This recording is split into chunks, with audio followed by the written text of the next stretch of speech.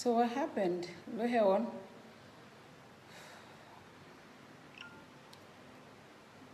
Okay.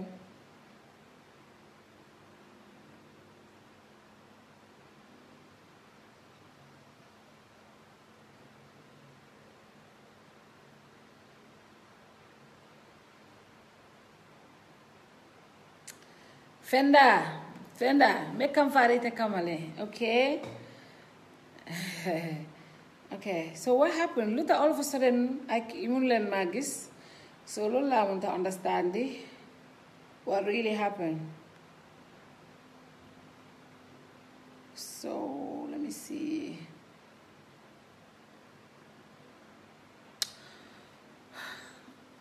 I was looking. Fenda, merenala, then come fatale. Okay. Mina na force le ditale te bulembe kam fari kamale.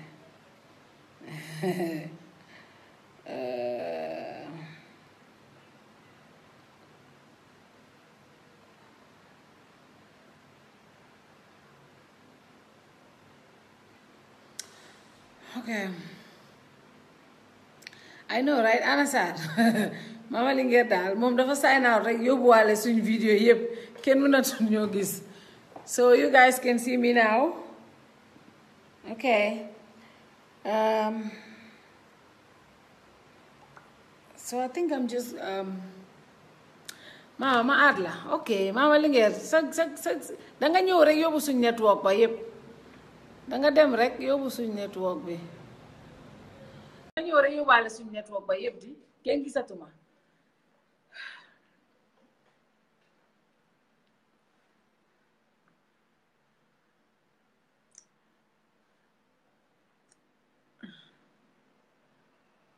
Fatma Kante le.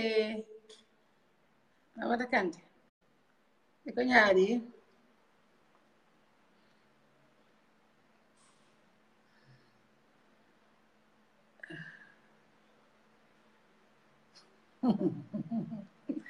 Bilay waa Gambia yéen a neex.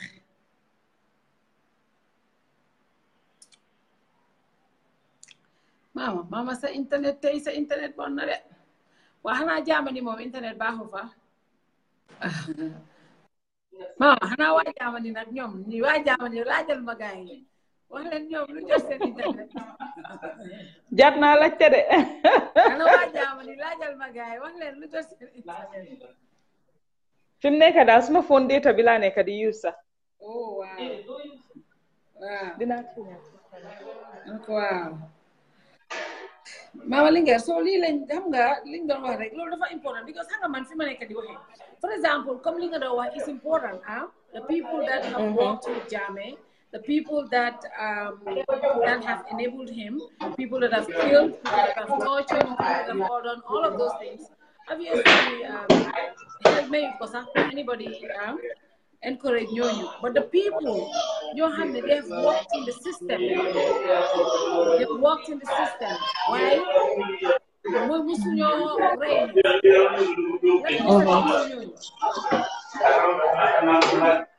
as long as qualify nañ I think that's also very important because ñun système bi ñu amoon Yaya Jammeh système bu ñu fa dugal ñu bari ñu ñoo ooyee ni sax ay lefin ay permanent secretaries Fatou they don't even have the experience or the qualifications. We have inherit a very broken system, unfortunately. There's not a lot of people in your hand, in system, they're professionals. Understand nga? Ñun fi mu nekk nii gis nañ suñ civil service bi soo ñëwee seen liggéey bi ñu war a def fonkuñ ko instead of pour ñu nga ñëw indi sa project wala nga war a dem fay dara baala leen ma ok ma tëj ma service so ko defee noise bi wàññi ok all right. So instead of nga dem fay dara dañoo nekk di jël bribe wala ñu téye papers yi duñ ko nangoo toppatoo te gis nga dëkk balaa moo dem dafa war a fekk nit ñi fonka seen liggéey dafa war a fekk nit ñi ñu jóg taxaw seen liggéey nekk loo xam ne gis nga ñun moo tax ma dee wax tey dafa am fi doon waxtaanal fii ngeen baalal ma de si xew lañ nekk nag so there's a lot of noise going on dafa am kuñ doon waxtaanal fii mu ne ñu gis nga man julit laa du si julit dafa am comme lim doon wax te dafa make sense bu ne man julit laa rek du si juli de si sa jëf la si sa jëf surtout nag yow taxpayers money ñoo xam ne dañ ñaxa seen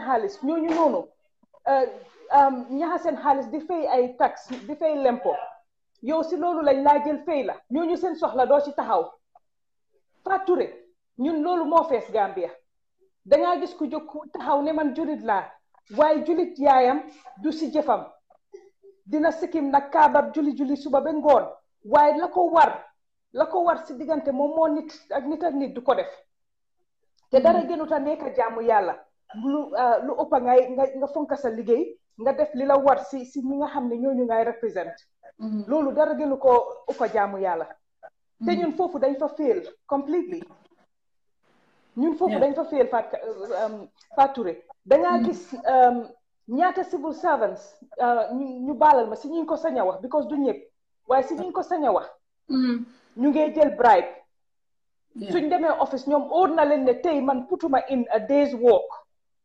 óor na leen ne man li ma war a def tey man defuma ko si office bii nii ñoom óor na leen ne ñoom si seen boppa suñ seetee seen boppa xam nañ ne li leen war defuñ ko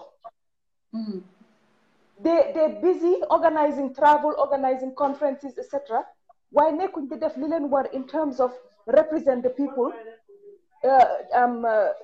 interest nit ñi jaral leen mu war leen a jaral lu nekk understand nga dangaa gis koo xam ne balaa moo ñëw liggéey si ay 10-11 si suba su ñëwee liggéey si balaa moo toog sax dem naa ngum na ndeekee ngum boobu jëlaat na beneen 1 hour mu ñëwati yow nga am soxla si moom war a ñëw pour lijjante benn kayit mu yow waruloo fay dara mu nekk foofu noonu ak yow nga koo toppa di ko ñaan te loo xam ne liggéeyam la daf ko war a def ñun loolu moo bari suñ ñun understand nga so mënuñoo ooyee suñ bopp professional mënuñoo develop suñ réew su fekkee ne ñun change suñ attitude moo tax ma dee wax always ne Fatou Touré ñu ngi wax about New Gambia waaye fekk amuñ di New Gambian New Gambian dina métti torop pour ñu dem gis nga dëkk yu develop yëpp dëkk yu jëm kanam yëpp work ethic dafa important professionalism dafa important respect sa liggéey dafa important nga respect time dafa important ñun africain bi luñ gën a néewal mooy time te loolu moo gën a important dangaa am meeting nga war a dem ñu ne la meeting bi 10 o'clock la nit ñi doo gis kenn bi ay 12-1 respect buñ time minute nga joxante nit appointment doo fa nekka doo ko call sax ne ko ne damaa late or anything dangaa noppi rek soo ñëwee tamit sax doo apologize because you don't feel I can give you many examples Fatou Touré so suñ civil service bi foog ñu restructure ko ñu ut and I keep telling you this ne foog ñu am reform boo xam ne dafa take into consideration li nga xam ne mooy ñu evaluate job holder and post holder analysis soo defee HR di nga xam ne liggéey bu nekk foog nga evaluate liggéey bi lu mu laaj ban certificate la laaj ba pare foog nga evaluate itamit nit ki nga faa def lan la war a indi in terms of moom si boppam personality am moom si boppam qualification am moom si boppam ni mel understand nga so ñun système biñ inherit definitely is broken te foog nga am technocrats yi nga xam ne dañoo ñëw toog and I keep saying this change dafa métti change du mun a neex du ñëpp ngay mun a please but it is necessary te fi mu nekk baro government bi foog mu move Fatou Touré foog ñu make the necessary changes yoo xam ne make the painful changes yoo xam ne mooy move suñ dëkka we need professionalism in the civil service we need respect for your job in the civil service we need nit ñoo xam ne they qualified to do the job that they're being paid to do so yoolu noonu yëpp sa amutee dafa doon système boo xam ne rek dañoo continuer rek si lii nga génnee kii fii because performut nga dem yóbbu ko feneen foo xam ne itamit du perform nga reward ngay continuer reward incompetence and it's not going to work Sénégal fu nekk dëkk bu dem dafa fekka ñay war a def liggéey bi at least wane nañ tuuti professionalism ñun sax and I keep telling people this ñun sax waxuñ leen ne bu leen dem padiyem bu leen dem tukki waaye at least liggéey leen tuuti itamit ñu gis waaye yow doo liggéey dara Mama yaa ngi laal fenn bëgg naa nga ñu wax ci civil service reform. Every single day dañ ko dee civil service bi dañ ko war a reform dañ war a restructure dañ war a make sure competent people ñu def leen si place yi. Politicians are very scared of put up certain changes. Tey booy def civil service reform in the Gambia, politically it's going it to might be painful. affect it's going to be painful for a politician because reforming and restructuring means a lot. Because for example, there are so many auxiliary staffs you have sometimes in some institutions they are not needed. But I remember when I was working in an institution. So once you talk about something like that, right? Yeah. Because people are scared of those, and even the leadership, some of the leaderships, the institutions, they're scared of those things. So that's why these kind of reforms, and they want a civil service reform. But how well are we able to reform politically? You think the politicians didn't those kind of reforms? Because reform the community and politically it can cost politicians pursuing their agenda to rerun or win elections. Okay. Fatou Touré balaa ñoo continuer rek ma nuyu suma mag Fatou Menga. nuyu tamit suma beneen mag Fatou Jobaate Diallo moom tamit dugg na Fatou Jobaate Diallo moom moom dañ liggéey MRC HR waaw mu nekk nit koo xam ne we have professionals in Gambia we have people ñoo xam ne fi mu nekk moom mu ngi civil aviation but these are people ñoo xam ne liggéey nañ HR ñaata years liggéey nañ fu mel ni MRC foo xam ne we're talking about standards international standards professionalism rek moo fay dox mënuloo faa indi leneen mu dox so façon ñii nii government bi am nañ ñoo xam ne ku mel ni Fatou Jobaate Diallo instead of nga jël ko rek bàyyi ko civil aviation move ko to PMO ñu def the necessary reforms there are other people like this ñoo xam ne at least nga am tamit sax the female representation bi ñoo wax why they have to pay like I said politically reforms is not easy but it is necessary you will attract the right people and su nit ñi gis dooree di gis results nit ñi si seen boppa ñooy rafetlu li nga def gis nga lu ees xëj na dafa métti rek to start with waaye the moment nit ñi gis result gis ne soo gisee woon kii def lu métti lii de lii moo taxoon ñun it was to our interest suñ best interest la doon seet bu yàggee ñoom si seen bopp sax ñooy ñëw ñu la jërëjëf xëj na bañ opposoon nañ ko de waaye tey gis nañ li nga xam ne mooy jàmm ji nga xam ne moom la ñu indil so we need to have like I said we need to have they need to make those painful decisions they need to make those painful decisions Fatou lu ko mooy suñ réew mi du dem gis nga mënuñoo jël bu la ko kenn naxee Fatou Touré gis nga loo doonu taalibeem mënuloo doon sëriñam bu la ko kenn naxee man tey ñëpp xam nañ ne man HR laa study mënuloo maa jël nga yóbbu ma accounting department nga ne ma liggéeyal foofu noonu I will not be effective lu ma mun a wax soo ma fa yóbboo du suma area of expertise damaa fail understand nga gis nga ñun Gambian bi we have to respect professionalism we have to respect profession gis nga ba ci kapenta bi si fu nekka nag si fu nekka ba ci kapenta bi ba fu nekka gis nga boo toogul nga jàng sa métier ba mu correct ñawkat bi noonu nga jàng sa métier ba mu correct doo ko mun a def mu right soo gisee tey Gambien yi di dem Sénégalais ñoo leen a ñaw lool lu bari because finishing yi ñaw sax am na ñoo xam ne amuñ ko munuñ ko suñ la ñawalee gis nga ñaw du si kanam liy feeñ de finishing bi mooy the most important gis nga loo doonut again loo doonut taalibe mënuloo doon sëriñam gis nga fu ñu Sénégal rawee dañ fonka métier dañoo dem toog di jànga hairdressing mun na leen a jël 2 years 3 years ñu ngi jànga ñaw noonu dañoo dem nekk apprenti di jànga ñaw di jànga ba mun nga xam ne luñ def di nga ko rafetlu di nga si gis professionnalisme di nga ci kontaan loolu nag ñun moo ñu amee ba fu nekk nag si suñ office boo dem tey we lack professionalism baro tey su doon jóg di dem di seet office si 8 o'clock ñaata nit a fa nekk wallahi bu moom si boppam dina am shock of his life dina am the shock of his life I remember Yaya Jammeh bi ñuy def ko daan def time boobu I would advise him ne na dem si spot check gis na dafa important ku ko ne na toog State House kooku wax na and I told you this last week ku ko ne na toog State House rek noonu déedéet kooku bëgg ko Barrow has to go out there mu seet moom si boppam muy gisal boppam. Bum nangu kenn ku ko def président State House.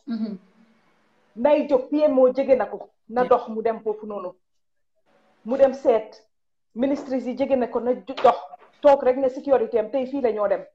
He can do that dëkk bi nekkuñ amuñ insecurity boo xam ne président bi mënut a jóg rek du dem fenn. So nay jóg muy dem si office yi muy gisal boppam. mu xam lan moo nekk di dox because Gambia ni dañ soona de Fatou rek. gis nga tey dama ñëw Germany fii nii mu am ku ma doon waxtaanal mu ne ma man dama rafetlu bi nga doon xeex bi nga nekkee di binda yëfi health bii nii. mu ne ma billahi loo binda rek am na lu bari lu des. mu ne ma xaj sax waruloo ko tëddal arbitre sa kaa nit. te Fatou rek nañ waxante digga. ñi nekk health xanaa ñoom gisuñ loolu. xanaa ñoom gisuñ loolu. sooy tukki tuuti sax nga ne fadiyam bi 300,000 mun naa faj mun naa repair extrait machine bii nii. mun nañ cee am reagents yoo xam ne dinañ mun a def li nga xam ne mooy ñu test nit ñi lan moo leen jot. Fatou nga dem amuloo malaria nga am pneumonia wala nga am sepsis. ñu faj la fa malaria ñoo la rey. it's negligence. I know. Wrong diagnosis because they don't blame doctors because they're treating blindly. Don't blame doctors. Amuñ the resources. Amuñ the resources man sa tey soo ma joxutee the resources tey. Fatou mënuma effective. loolu is just anybody. nga dem si yeneen département si yooyu projects yeen fa tege yoo xam ne ñu ngi ci war a liggéey ñu ngi ko war a xool doo gis minister office doo gis permanent secretary office doo gis director office yëpp tukki nañ. kenn amul jot ñëpp a ngee tukki. at least sax ngeen plan seen tukki yi su ministre demee foog PAM sek nekk fa kenn mën a jël decisions. you have to organize in a way boo xam ne di ngeen am some sort of continuity in the offices that you're running. waaye dangaa dem si office ministre tukki na PAM sek tukki na director tukki na kan mooy jël decision nobody. who is suffering the taxpayer bi nga xam ne moo laa fay xaalis pour nga liggéey. yow taxpayer bi laa fay xaalis pour nga liggéey yow kooku defal loo ko benn service. project yaa ngi xaar nit ñee ngi xaar the lives of people are at risk. Like I said health laa ko dooree waaye man I'm not going to stop. Because this has to continue. We have to fight ne ñun dañ bugg a change ñun dañ bugg a the right kind of attitude and we want the right kind of people working for us. Because gis nga yow mi toog noonu Kerr Fatou dangaa fay tax. Man mi toog fii Sweden lu ma yónnee suma yaay dafaa fay tax parce que ñi moo dem si marché bi di jënd ñooñu dañoo fay tax. which means ne man by extension am paying tax in Gambia. dégg nga so dama am right si dëkk boobu noonu pour demand ne suñ public officials they have to respond to our needs Fatou. We cannot have a civil service boo xam ne ñun ngay daw si seen gannaaw. corruption bari na soo ko waxee si port bi GRA fu nekk corruption bari na nit ñi nañ fonka seen liggéey. gis nga Fatou ñun mi toog nii fii di wax. defaluñ dara yàlla loo xam ne moo tax mu bàyyi ñu fi ñun. kon nañ leen jéem a sax suñoo oote jullit nañ leen ragal yàlla tuuti. liggéeyal tuuti sooy liggéey sa tuuti nga xam ne waslu nga sa aha. waaye yow doo liggéey yow ñalaa fay xaalis doo leen toppatoo. yow taxpayers yi ñooy di woos nit ñi nga xam ne si dëkk bi foofu noonu. mënut a continuer. So definitely, there are lots of bi maa def health again there are lots of Gambians yoo xam ne ñu ne ma ñu ngi def ay container yoo xam ne pour rek ñu health dimbale leen utal leen ay duty waiver and stuff like this. duñ ko def taluñ ko.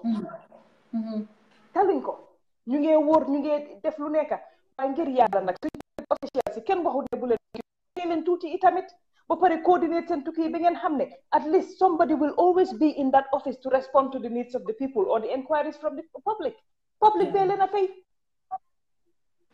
ku mënu ba pare man li ma dee wax public service kenn du ci mel nekk millionnaire de mënu roosee rich soo bëggee nekk millionnaire da ngaa mel ni Fatou nga dem into business of your own nga am sa private company waaye mënu loo nekk full time nga ne yow di nga nekk millionnaire loolu mënut a possible loolu soo ko def rek dafa yow sax si sa bopp sax xam nga ne li nga nekk di def kon jaaduwut. waaw maama kon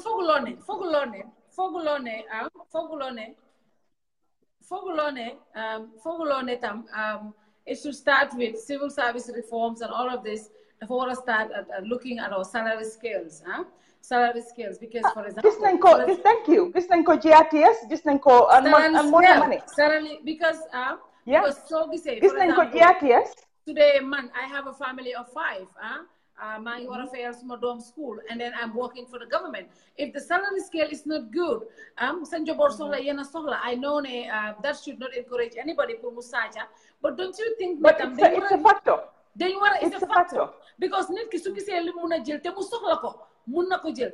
Fooguloo ne it should so all start from looking at our salary scale. The civil service salary scale bi is too bad, and loolu is something loo xam ne because soo ko seetloo seetal government policy vehicle policy bi former finance minister bi Amadou Sane dafa xeexa ba mu am approval waaye ba tey mënuñ koo implement because for example soo ne ministers ak permanent secretaries ñoo war a am moto deputy permanent secretaries ak ñeneen dañ leen a jox allowance waaye for the past 100 years ñooñu moto boobu la ñoo use yóbbu seen doomi school su ñoo dem liggéey and all the stuff. So there are certain things nga xam ne it's painful. It's really painful. Change is very painful. And bringing the whole country together for change, do you think that it should start from looking at our salary scale first, and then that will motivate people, and then you can take these other things gradually? Because definitely, Mama, salary scale is really bad in the Gambia. Definitely, and we saw the example at GRTS. Kii ñëwee Ibrahima si la ñëwee, and mu whole scale bi, and he improved it 100%. Waaye nag tamit government duñ mun a improve salary scale bi 100% su fekkee ne half bi yëpp mu ngi dem si travel ak per diem. Something has to give. Why? Kana they tukki. The junior staff they don't travel. The junior staff. Hardly. Fatou, you'll be surprised. You'll be surprised the amount of people at middle level, management level ñoo xam ne duñ toog Gambia si biir month bi. ñeneenti yoon sax mun nañ koo tukki. At the expense of the junior staff bi nga xam ne ñoom ñoo dee gën a sofa. Yeah. So this is the problem. So foog ñu toog moo tax ma ne la lii dafa nit ñi toog ñi seen xel màcca. Yeah. Si public service reform ñu toog. wax ne lii dañoo evaluate job and post holder evaluation dafa am. ñu evaluate everything ñu ne salary yi dañ ko war a yokka ñu ut funding pour yokka ko ñu xam itamit ne suñ yokkee salary yi tamit padiyem yeeg travel bi foog ñu cut ko foog ñu def ko in a way boo xam ne itamit dina reflect the budget of the country, dina reflect the realities of the country. Yeah. waaye itamit like I said li nga wax la junior staff ñoo dee gën a sofa di nga gis ñoo xam ne at junior level duñ dem fenn waaye middle management level ñoo ñu ngaa tukki fu nekk ñu naaw di takk a month mun nañoo make $500,000 $1 million based on per diem alone. It's not fair. ñoom si seen boppa war nañoo wax si seen boppa ne it's not fair. So definitely I think ne salary moom dañ ko war a review ñu yokka ko boobu moom is necessary Fatou, but also dama feel ne nit ñi seen boppa itamit dañ war a realistic. Yeah. dañ war a realistic. yow am na ñu bari tey ñu ngi liggéey government ñu ngi daan doole as far dañoo itamit def seen dañ am seen xëj na seen private businesses in the side di def seen liggéey employ ay nit ñoo xam ne ñoo leen a jaayal si boutique yeeg yooyu noonu, and you can do all of these things. waaye dafa fekk itamit nga xam ne yow public service mooy li nga ko ooyee rek public service la. yow dangaa serve nit ñi. serve nit ñi nag moom mënuloo cee ricc mënuloo toog nga ne tey employ nañ ma within 1 year dama bëgg a sampa mansion from the public funds. Yeah. It's not right. ba pare foog ñu try itamit ñu indi professionalism ñu indi tuuti liggéey si biir civil service bi. At least sooy tukki sax di dem sa di ñëw fekk sax li nga tukki sax di ñëw sax yaa ngi indiwaale something loo xam ne mu ngi benefit nit ñi. o yaa ngi liggéey loo xam ne itamit nit ñi ngi gis results.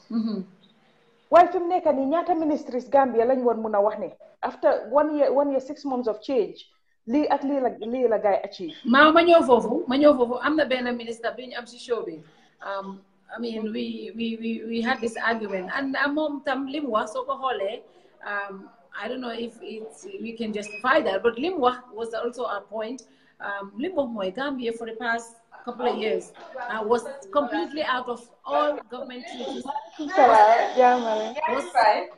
Gambia was out of all organizations. Gambia was out of all international associations. So Gambia munuta am ben halis si international associations and organizations because obviously former regime be. So now they want to regularize those relationships. They have to travel, they have to sign treaties, they have to be on these conventions. So this was that minister's argument. So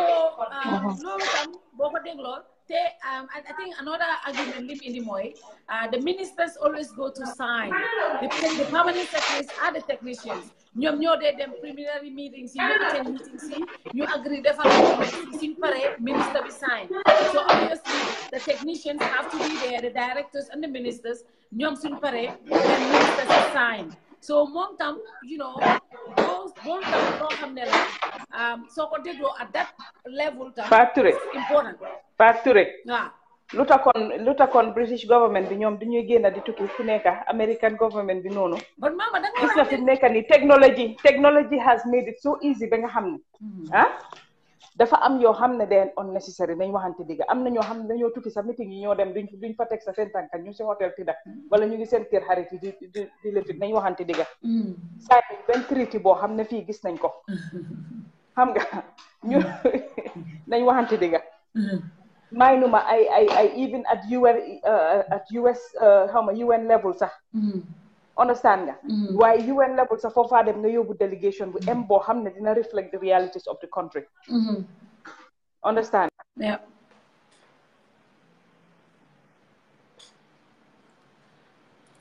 yeah mama tey sa internet bi de tey si la santa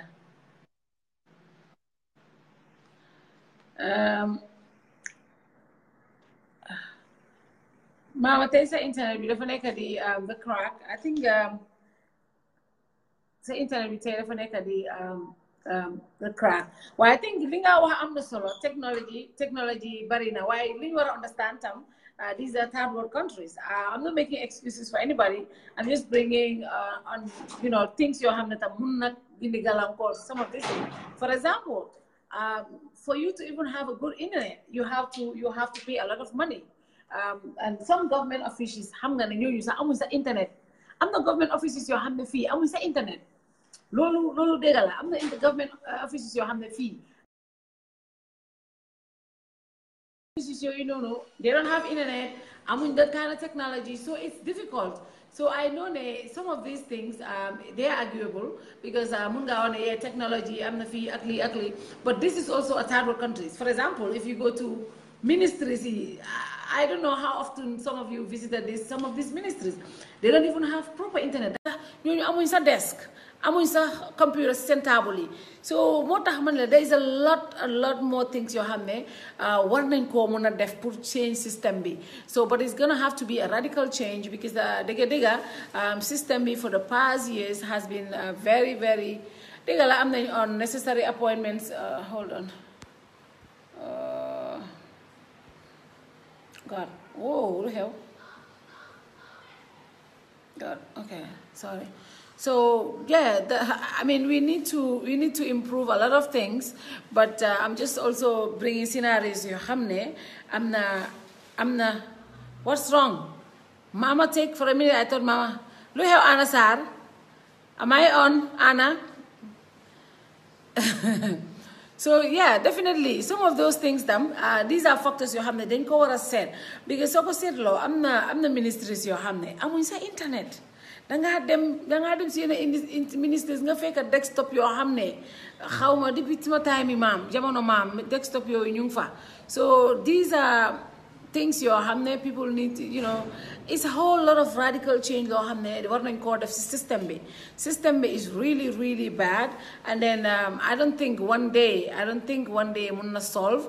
It is gonna take a longer time pour ñu mun na solve loolu noonu yëpp, but just like Mama said, I think the unnecessary spending, unnecessary traveling si war nañ koo mun a xool, but definitely these are things yoo xam ne they are very much arguable because these people ñoom tam soo waxtaanee ñoom dañ laa wax ne definitely A lot of them, I remember we had this minister, because Minister Bilimla Wahmoy, for example, for the past 22 years, Gambia gaining and see all these international organizations, gaining and human rights groups, gaining and big donor conferences.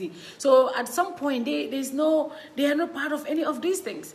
So lu ñoo mëna def rek moy dañoo am pour génna one by one they look at some of these companies, they look at these organizations, put dellu back, and it's just not going to take one day trip. They're just going to have to go and back and forth. And when they go, these ministers, they're only signatories. Minister is signatories. Like the only people, the people who work, ñoo dee defar documents yi, people that ñu dee defar li moy naka la tudda the technicians, the permanent secretaries, the directors, these meetings. When they do meetings, you come up with agreements on behalf of their countries, and then that's when the ministers sign. So today, a lot of for ministers and permanent secretaries took it. So they got what why these are painful things because a reform yombut. Reform reformati, but I think some politicians will be even scared to do reform agenda because it might affect them. For example, the vehicle policy. If implemented, the far save a lot, but it's gonna cut out a lot of jobs. It's gonna cut out a lot of jobs, and the politicians first off, I'm not defending nobody. I'm just giving a different scenario. I'm not defending nobody. I'm just giving I think it's good. It's a conversation. Everybody give a different scenario. I'm just giving a different scenario. Like, we had this conversation, and we had a minister on the show, and this was exactly Limdon Wah. So that's what I'm trying to put Mama, Mama Muna in the argument based on Koko. So how must say it?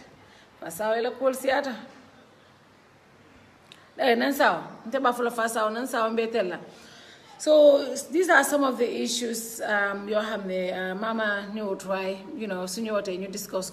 And yesterday also I had so I don't know how many of you watched my interview with Boo Jaju APRC. So apparently APRC then have a press conference Boo.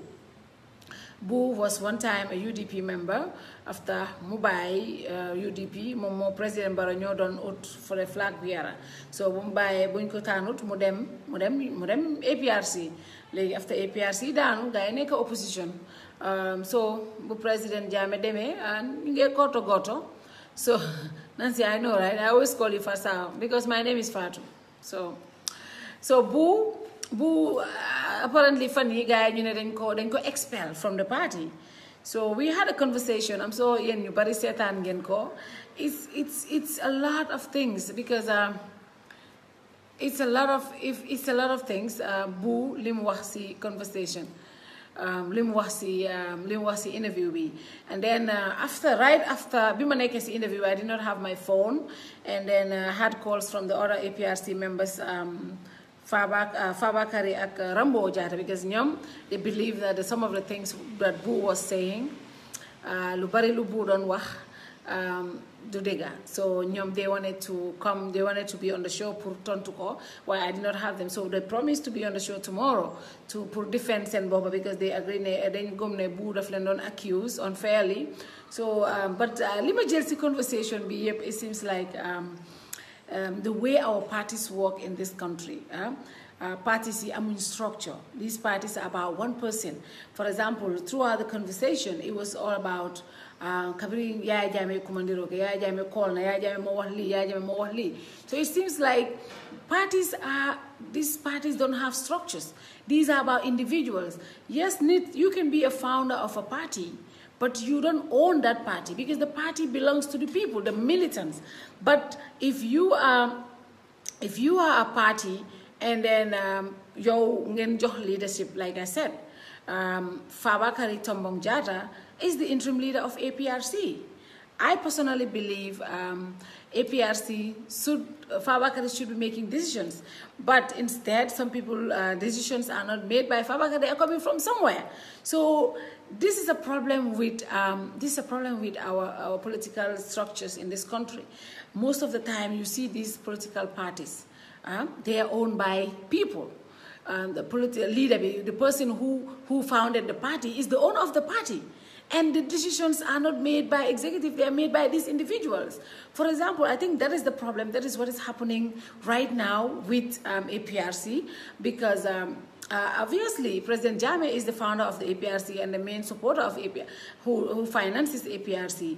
But he's not in the country, and he is not the leader. Fabakar is the interim leader, and he is the one on the ground, and he knows the situation here.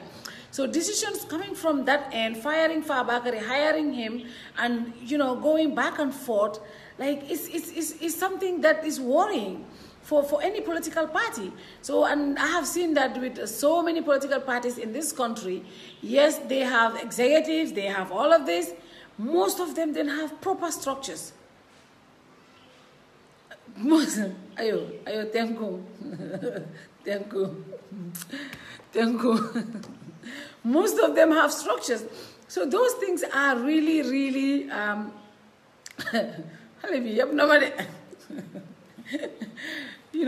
most of those things are really, really interesting, because this interview, I mean, if former President Jammeh is outside the country and Betty, Kadom, I mean, it's normal ne Kadom den ko wara respect, it's normal ne Kadom bi den ko wara fonka, but to the extent they mun na talk fire this executive and give fire Benin executive dafa meti, so I don't how ma lolu. I wanted somebody's take on that, because these things are how ma kan la I don't know who wants to come on.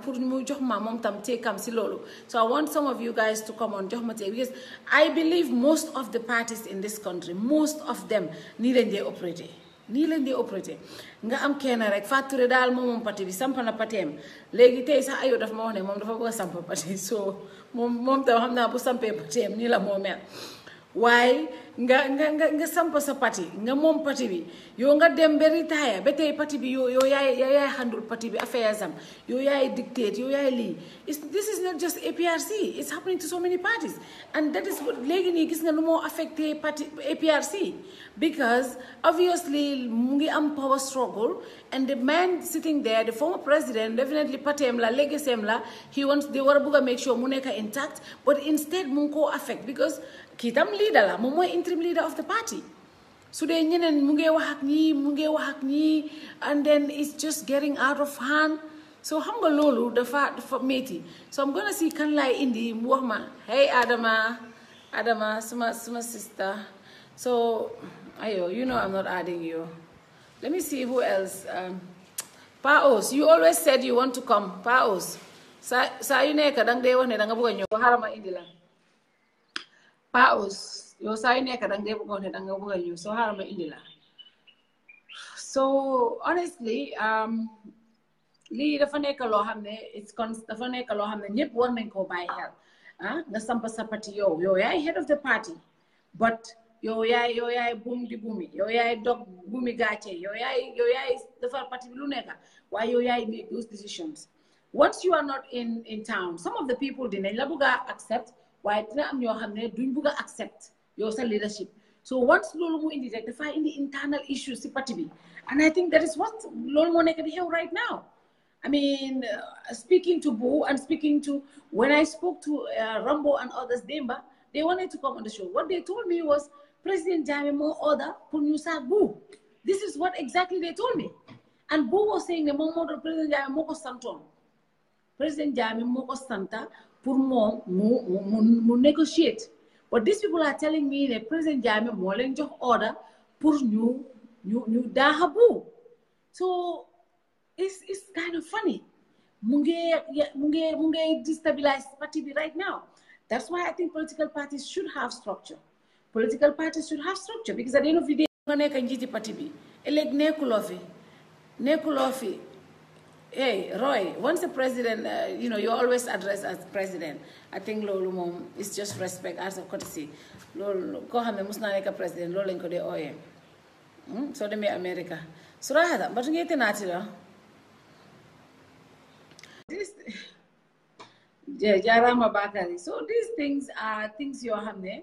ñun ñëpp war nañ ko waxtaane waxtaan si seet because these things are very important. Political parties, they don't have proper structures. They are not. What did you say, Fasao? Surata. Surata ebe ñaadi. Surata. Surata ebe mute. You are mute. Surata, so I can't hear you. You're mute. Oh, Surata is okay. Surata is Surata mo. Let me see. Pause. Okay. Surata very mute. So pause.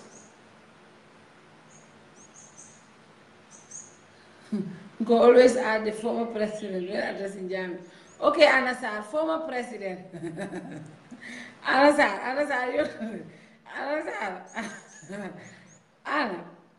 Ana daal dangay waaru politician yi dangay waaru because you know the whole conversation man dafa li ma jàngal dafa interesting.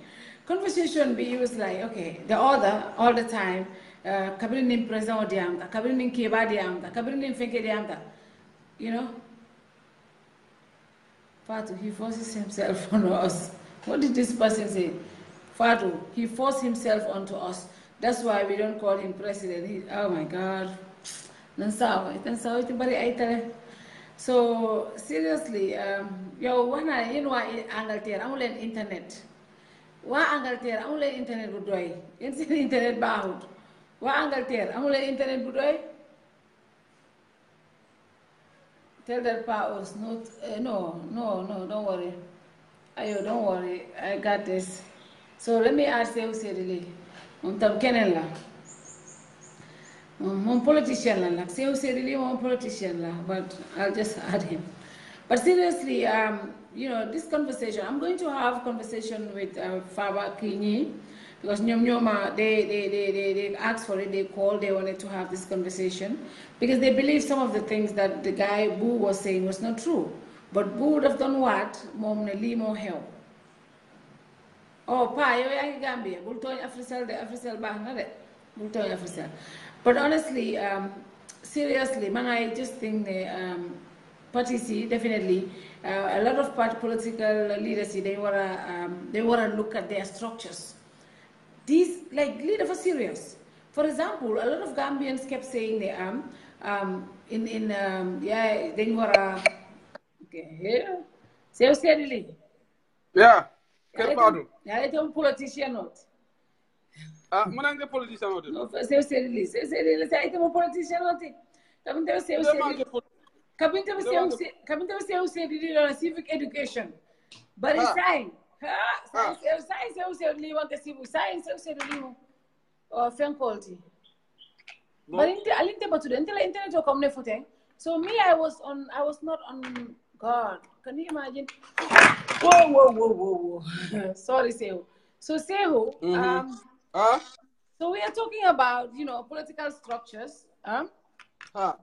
So, you know, yesterday I was talking to Nimbu Badiam, Bujaju, and all of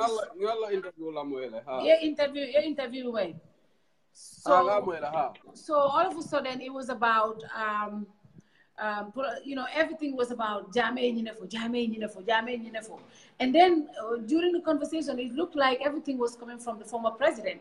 And then after the show, you know, a young call, Rambo young call, because they were like, he was not saying the truth. They wanted to come and clarify, because they were calling in to get into the show, but I didn't have the phone. But what I observed, they also said, the order came from the former president to fire Boo. That's what Rambo told me. So what I observed from the whole conversation, really,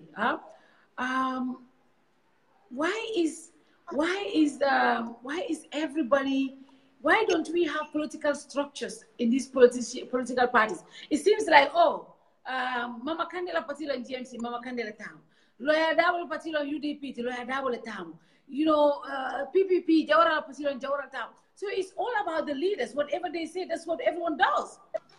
That's what we are seeing happening right now. And this is, you know. Fatou, problem moti. I don't know whether you want me to say this in Mandinka or. Yeah, go ahead in Mandinka. Yeah.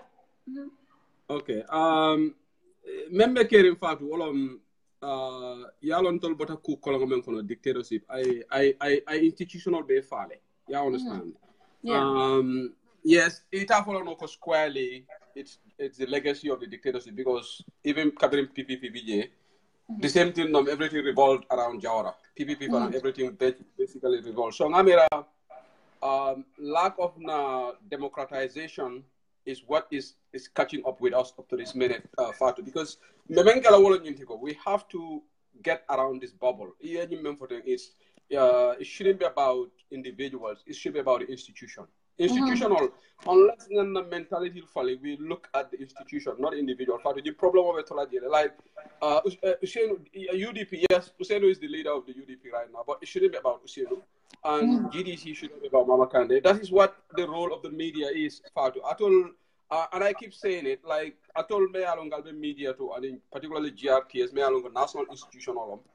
Anyanta program of action, program banku dingol karandi kembol tandi ko nga institutional muta nga ñina personal politics la. It shouldn't be about individual wala kambatandi. So nimman bo kono e ba yela kon to letro ñine kono dorom be ko personalized alembe ko individualized na. Yes, alinga institutional strength in the national assembly ñanta strength in la hani na bang amanke wo famati ko ajibe nakere gambe ko president. We have the whole National Assembly. They are very powerful. You understand? They can even block anything that Nima love in executive yak. You understand? So, but Ndola Banko is like Adama Baroni. I don't know president have own executive powers, but assembly. So it's more of institutional use, Fatou. Yeah. You people have to help us with this. You talk about civic education program. Civic education program like GRTS bank. Have they started any civic education program yet? No, I think they need to because even political parties also. UDP and own civic education APRC political parties all own civic education. Banku dingol for that for a level of consciousness for that level. Then, Fatou, you could be solve that, but it's gonna take time. Yeah. You understand? Unless I make like Kerr Fatou. Nimolo Kerr Fatou come Fatou Toure. I think this is a medium, right? You may be the head of the medium, but it shouldn't be about you. Yeah. It shouldn't be about you. It should be about Kerr Fatou. Yeah. So institutional sembentu ya Fatou. Wala anu nimo kere betarla nyim problem wala kono. So mbele be continue like a diamo ka try. Hopefully one day Fatou will reach there. Hopefully. Yeah, hopefully. I think hopefully but it has to start with, like you said, reforms. If we minimum proper reforms though, if we are not able to get proper reforms, we cannot have any changes in our institutions. And what so many people said is, for this government, we are not looking for this government to build us roads. We are not looking for this government to build us hospitals. We are only looking for this government to strengthen our institutions, to lay the foundation for institutional reforms, to lay the foundation for good governance, to lay the foundation to strengthen capacity. I think that's all we need as a people from this government. The government that comes next should be the one who take over. Government is about continuity. Just because more than former government because that is also important. So government is a process, is continuity. I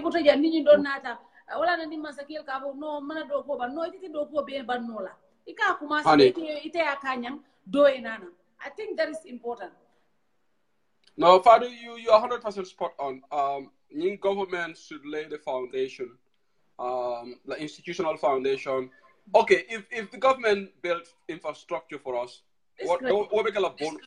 What we call a bonus? It will be bonus. You understand it? But the measure of Adama Barrow's presidency will be looked at in terms of how successfully he laid the economic foundation for us to kickstart, how he laid institutional foundation. So, I think focus like more institutional. But Fatou, there, look, Yalong, nde nin kon nin diam tam wol ga ha si humo politician on bari yalan de kala fiko ko jibe in the bigger picture niya jibe Fatou ibe institutional like look the constitutional review commission mel lot thing that is a big step. That's a big step because ndolbe be complain kan jang ya de mel 1997 constitution on kam mbete akori saying a constitutional review commission je gay so will be high profile people in Gambia be able constitutional and when this CR see constitutional review, they will even contact us in the diaspora. You understand? Even input to if it are to the length and breadth of the country, be religious leaders, so na cable, ordinary citizens, the businessmen, if they are input so ninga new constitution also that will be a big foundation to try to solve most of these problems for us. So government on from the bias perspective, the government is actually working on trying to build that foundation for us. The economic front challenge balebe understand it because being as of in Facebook because in a report on January to April government expenditure brief to be honest because start very well last near quarterly allocation of 2017 the government had tight financial discipline but it last year this year they lost it near the president for official atela your budgetary allocation of Mendiela danaka ate almost a half on they spend already understand so the office of the president almost a 37% spend Fatou and you are talking about just the first quarter first quarter so mantra budgetary mantra expenditure controls mantra kekan so I hopefully I hope ne Bambur Njai who's the new finance minister a man of experience like when it comes to Bambur but certainly that's the issue here. See what happens if the presidency or any major department exhaust their budget before end of year, and do you think the finance minister can say no to them if they come forward for something very tangible, or they just because they for example if their budget is $100, right? It's November is your budget or banta, and then they have things that they need to do. Do you think the finance minister can say no? Yeah. Fatou, based on what the former finance minister said on Parliament, we all heard him said it. His words are there for us to revisit. He said clearly, Nimomoila allocation of bank, they're not going to give you any additional. He said it. So there shouldn't be any exception, whether it's the president's office or any other office. If the people cannot have this financial discipline, they should not. Yalong Fatou, economy, wallahi, you have to be bold. You understand it? And you have to be ready to get enemies. You have to be ready for people not to like you to solve the economy because we are in a transition period. We should be tough on spending. You understand it? So, Ning Adama Barola official ye budget me allocate aya bank. Adama na la molla problem because ni biriba budget to spend le nyanta alona le well this is for the whole year. You understand? Domam because what government cannot do is we cannot afford huge budget deficits. Budget deficit tolka wara bakele. It only not a year 75%. They committed themselves to cutting the deficit by 75%. They should live up to that. You understand? Mambure Jai, I talked to him, you know, what I was going to say. Mambure is like Angelo Kafonyam he's like a mama. You either like him or you don't like him because Dolby near Mambure Kumo for Kumole Kedibi. You understand? Well, I do okay, it's a mistake. But Yale may understand. Nimantra in the financial world, there is a lot that happened behind the scene, and I'm pretty much sure Mamburela appointment has got more other reasons that we don't know. You understand? Donor community and all these people, sometimes they would have a bit of influence. You understand? Mambure mumoleti me alonko ngalone ko personal opinion la. I think at some point, Anyanta found distance left from Yaya Jame at some point. What am I mean? Yaya Jame Kafuko, Mambure in Joguba Mala boys, he's not boys, and you got a barbecue like you remember. He was in the good books of Jame, but he attacked the Fatou, August 9 executional. That time Mambure was the foreign minister. Molmongi understand. Mambure advised Yaya Jammeh not to kill those people. In fact, that's why he lost his job.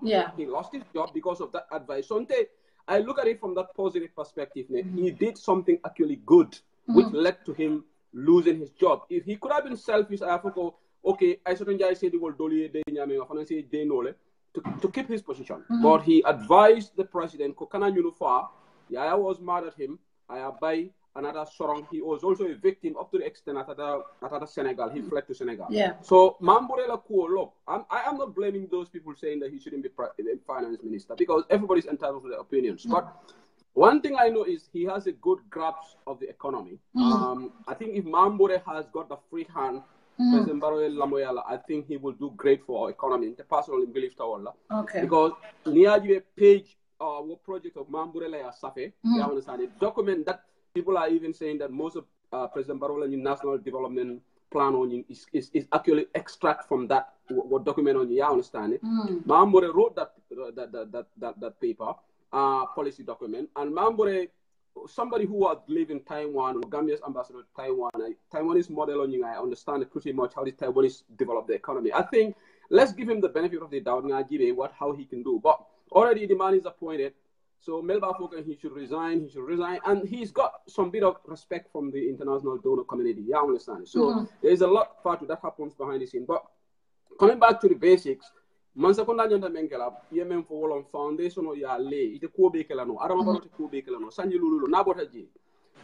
Ning Gamero de Elecla Korenge, that person can continue because fortunately President Fire for the Fatu, the time limit on the side.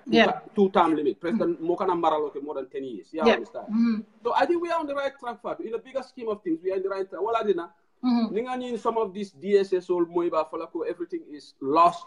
I think they are exaggerating, Fatu. They are exaggerating. I'm about to expel you from my platform. Who are you calling DSS? Get out of here. Momo Dunda wala DSS la spokesperson. Momo Dunda, niba fata Momo Dunda la. Seriously, fata Momo Dunda. Like Momo Dunda, but I'm not masih aku mandiena. No, Momo Dunda. For me, imagine I'm not status to. Imoje. Juma Momo Dunda, Momo je, I'm lefo. Da jila teta will read. Ako getting rid of Jammeh was a blessing from heaven. But now that blessing is now grossly been mismanaged. Go on, they can Uncle Jibe every day. Uncle Femi, didn't they will pass someone down? You know, Uncle Femi they follow you and go, but Uncle Femi mal biade munenada. So Femi ya to kan je bukate understand. Ate mala kam jumale. Yamala ate mata Halifa Salabang. Go for the Uncle Femi la. For the Uncle Femi la. For the no Uncle la. For the no Uncle la. But la fi moya ate ma. For the no. But Ngo, you quite a UDP. Don't let allegation again live Facebook. Live. Don't let ya call rumors, the grapevines, you go far to the UDP level. I can say who said the world baby top level Dalla, the Diamula, ni UDP more bad different can. So but it's about UDP. You have to clearly you are independent journalist, isn't it? So sometimes I think it's not even important to respond to things like that. I just want to make one analogy here. See, when I interviewed by Abu Gay, remember that the guy that was the deported, right? Yeah. When I interviewed that guy,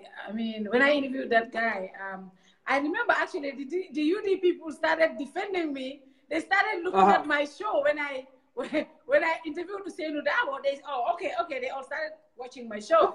So, but when I interviewed by Ibu Gai, right? So many people applauded us. They said, "Thank you, Kerr Fatou, thank you, Fefa." But remember, Abu Gai accused the government grossly, particularly Hussein Udabo for taking money from the government. And I was never attacked by UDP. They went and defended their leader. They went and defended their leader, and I saw that as a big majority. And when other incidents happened, I saw people. After that, Babu Usainu came out, but I also gave Usainu a chance to say, and I think we asked them the tough questions. So when if I was UDP, if I was Usainu Dabo, like they always claim, I would not have brought anybody to attack him or attack government. So I don't give these things any relevance. I understand. No. Fadu, I'm just teasing you. I know you. No, I understand. No, I know, because I wanted to address this at some point because what people always say. I mean, just like every other person, I have a right to belong to anywhere. I Absolutely. do. But and I belong somewhere. I belong somewhere. Yeah. But I'm not. Now the fact will be next Kerr Fatou 2020. You did that box up on. No, different. Yalla mem nekela. Nte ni Kerr Fatou kana si mem mo le endorse la rek ay bam. Namara even tolle endorse la de. No de. Ini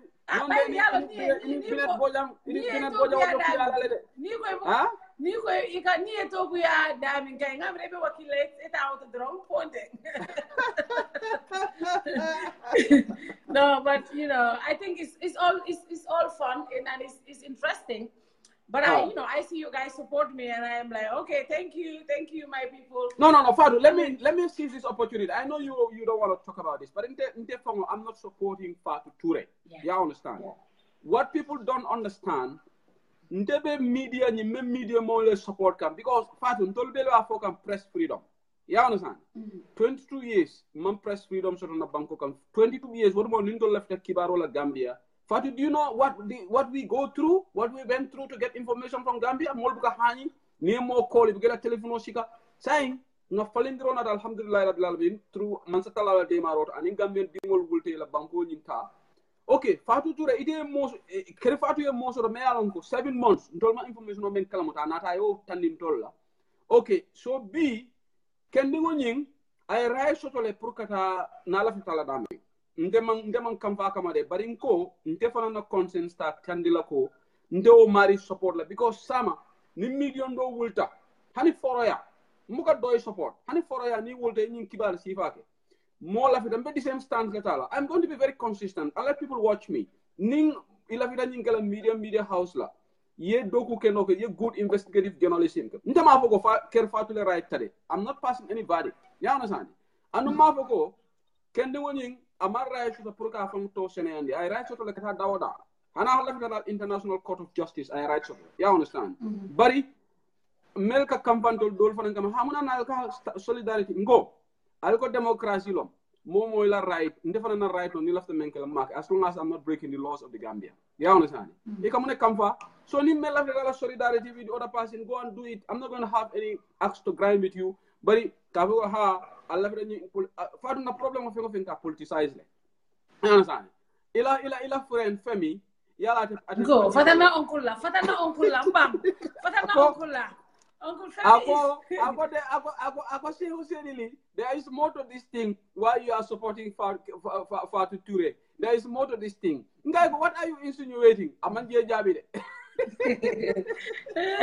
know, but you know, I think it's all good. No, it's all good. Everybody has a right to support or yeah. But sometimes. Yeah, it's I like these things, that's why I always say I like Pata's way of politics, right? Yeah. Pata is so crazy. Pata is the craziest person on earth. And but I can more attack about Pata is very mature about it. Yeah, so that's let's elevate our politics and and have fun and enjoy it. I told me like again, media house, I let you Gambian or political man enemy tilang come as enemies. Yeah. You understand? We can be in different political divides, but we should be able to sit around a coffee table and have a discussion. We should be able to talk to one another. But in Dolby Droning will come with a Jusola. It come with a kamfala, look, life is too short for life is too short. I'm not fun krende. Ndeka Halifa Sallah Tony le borom haftan. But look, I have respect for Halifa Sallah. I want to make that here. Let people don't misunderstand. Political banter and you joke. You try to bring joke and humor into the thing. Borom haftan. Ndolla sort on Tony le borom haftan, the gelela or something. But look, Ndeka Halifa Sallah disrespect la nana seriousness la because Ndeka Lola janga Halifa Sallah makata Gambia. Yeah. Ndeka wo kola fatu. Ayakata Gambia ine. Yeah. A contributor to Gambia development ola. Not a different political divide, but not respect. Yeah. Look at this one. Ela musique valo. Yeah, ni kada minto. Sa ka bori kamera. Mana geta. Ya sila ni kamera la le. No kare ko ila fakana lam laita. Ye fanki mo embulu celebrity ti jam. Nimbe program la wato wadi. Yena kuntu nyato. No wa mero nyanda ka mero e diamo no le nyanda ka blaka diamo. Ite mo konton. Ha? Ite mo konton. Yeah, well, Fatou, Thank Fatou, you. you take another caller. Yeah, thank you so much, Sedley. Thank you. Thank you, thank you. Thank Thank you, you, thank Abaraka. you, thank you so much. Mamadou Kanaji, ngane pata of Dayton. Mamadou Kanaji, pata is my husband though. So let me see who else I can bring on. Let me see who else. You know, I don't want to bring the crazy people though. I want to bring Harama Indiki.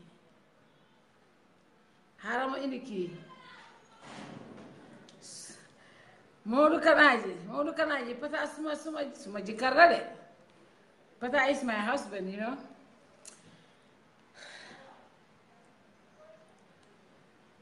Let's just go take another caller. Okay. Yeah, I'm just adding someone else.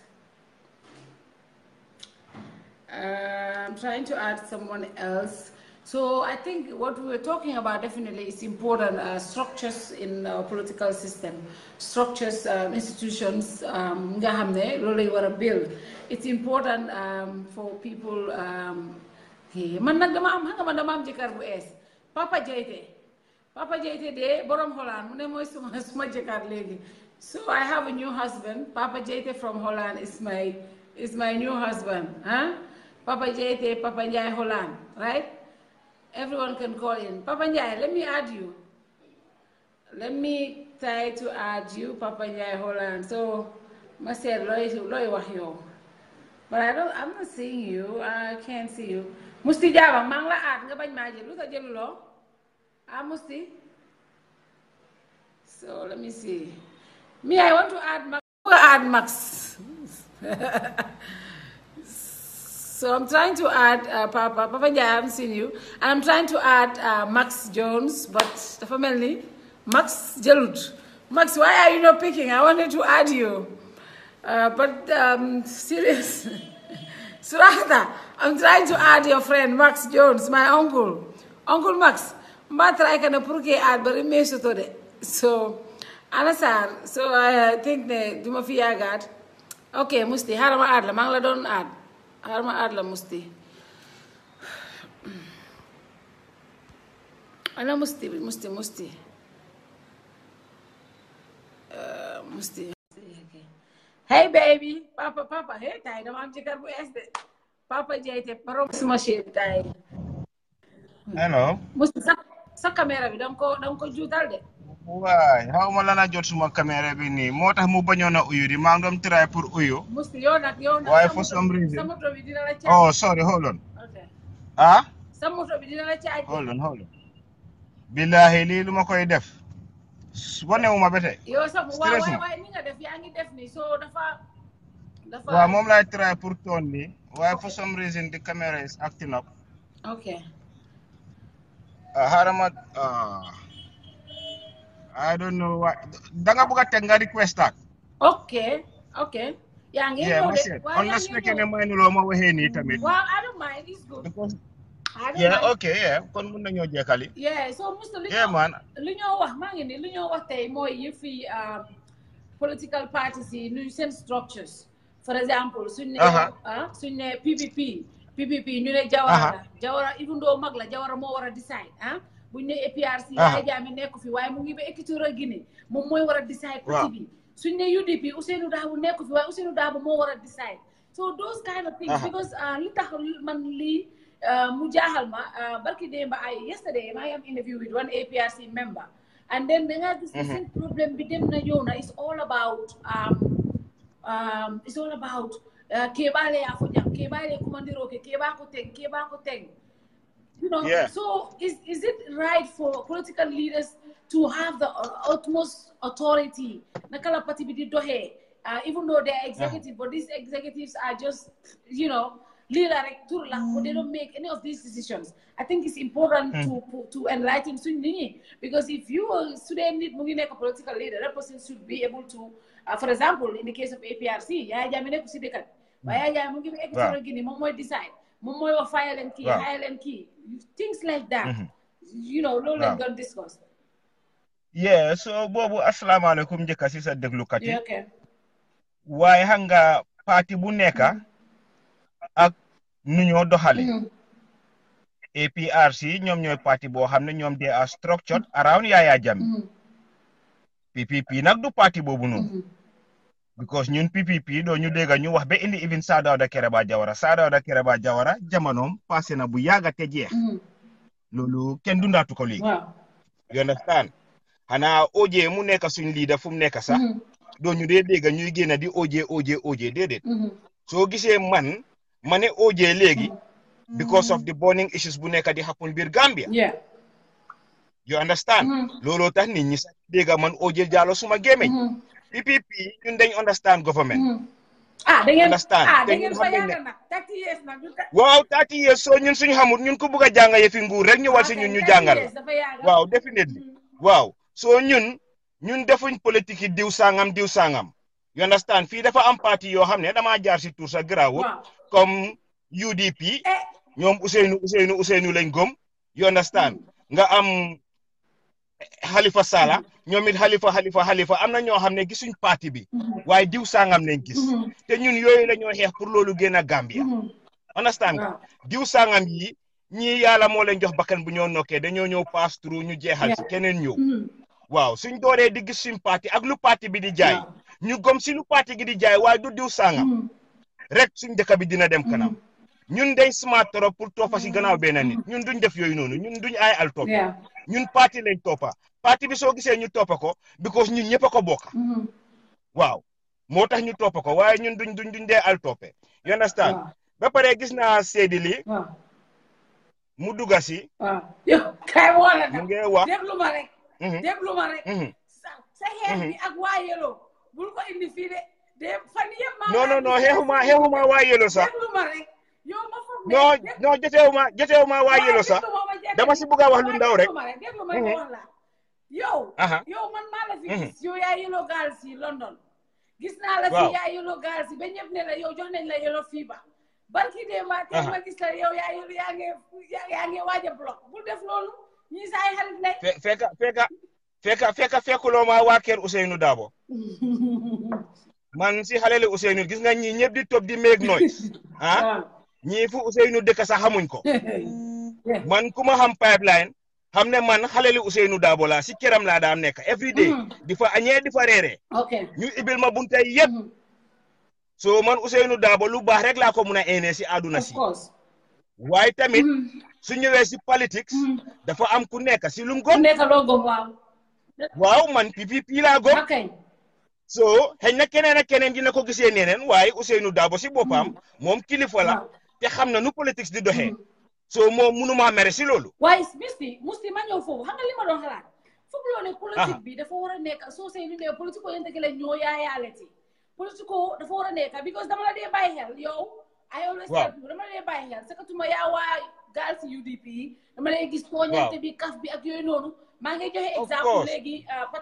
politique Pata so foo ko fekk mu ngi tooñ Halifa Sallah foo ko fekk mu ngi tooñ Halifa Sallah foo ko fekk ba dafa nekk yi fi kaf damaa gis keks dafa jël netaal tàgg ko Pata ne ko Halifa ngi nii ak nii xam nga yooyu dafa politique boo ñante ke la ñoo yaayaaleti waaye politique moo ko nekk xol man loolu laa gëm because politique amin maa koy nga baraka loolu jarul nit foog loo ne politique bi dañu war a utaa direction bi politique bu nekk yi fi kaf foog loo ko man dama ko wax nit ñi ma ne leen ñu ñëw politicien si ñaari soxla lañ am benn mooy lan gars yi campagne wax ñu seen parti gi lu moo jaay ñu déglu lu seen parti bi di ñu defal ñun as doomi Gambien suñ toogee ñu dem ñu sànnil la su gars yi demee ba duga beneen luñ desee ak ñoom mooy loolu ñu fi waxoon defal lañu ko ñaari soxla yooyu lañ ama politicians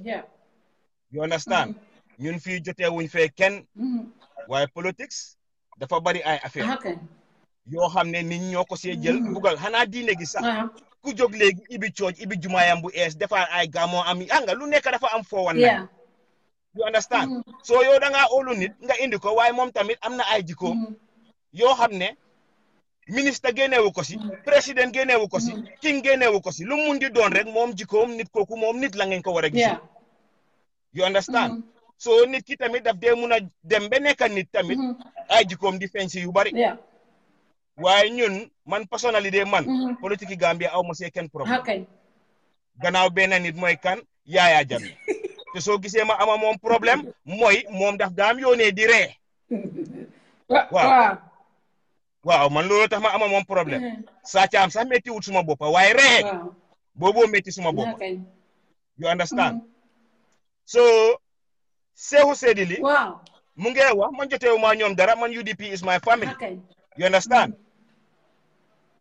Ousseynou Dabo first meeting am Angleterre fii nii first meeting am Angleterre fii fekk ñii ñëpp di topp si gannaawam di yuxu UDP xamuñ sax ne Ousseynou Dabo si dëkk bi man maa dawal suma moto dem ba Hayes and Harlington ma pigi Fodé jaaju si ak jabaram Umi Njaay jaaju si ñu dawal ba si meeting Ousseynou bi ñu dem taxaw loolu mooy woon the first ever UDP meeting in London here maa ngi fa taxaw the last ever UDP meeting bu passé nii maa ngi fa taxaw so man UDP politics nekkul suma diggante ñoom mbokka moo nekk suma diggante ñoom waaye tamit loolu taxul ba suma gisee dëgga duma ko wax because man dinaa ko wax you understand dama gis keroog lu fi xew man suma boppa taxaw naa ma defar suma live video